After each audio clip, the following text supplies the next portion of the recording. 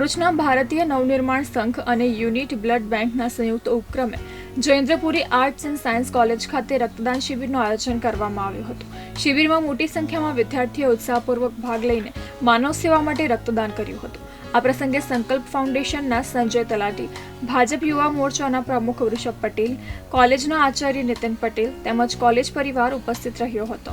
ડોક્ટરો દ્વારા વિદ્યાર્થીઓને રક્તદાનના મહત્વ વિશે માહિતગાર કરવામાં આવ્યા હતા અને તેમને માર્ગદર્શન આપવામાં આવ્યું હતું। આજે તારીખ 17 જુલાઈ 2025 અત્રેની Shri Jayendrapuri arts and science college, Bharatiya Navnirman સંઘ અને યુનિટી બ્લડ બેંક આયોજિત આજનો જે બ્લડ ડોનેશન કાર્યક્રમ અમારી કોલેજમાં અહીંયા થાય છે।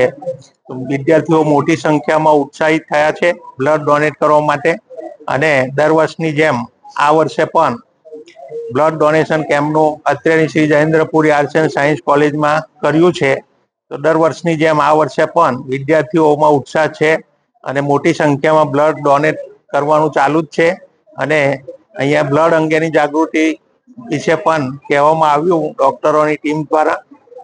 બ્લડ ડોનેશનનું શું મહત્વ છે એ વિદ્યાર્થીઓમાં અવેરનેસ લાવવાની જરૂર હતી અને એના ભાગરૂપે આજે આ કાર્યક્રમ યોજાયો છે। તો ભરૂચ જિલ્લાના જે વિદ્યાર્થીઓ છે અત્રેની કોલેજમાં ભણે છે એ ખૂબ જ મોટી સંખ્યામાં ઉત્સાહિત થઈને બ્લડ ડોનેશન કરવા જઈ રહ્યા છે। તો બધા વિદ્યાર્થી મિત્રોને ધન્યવાદ। Thank you very much.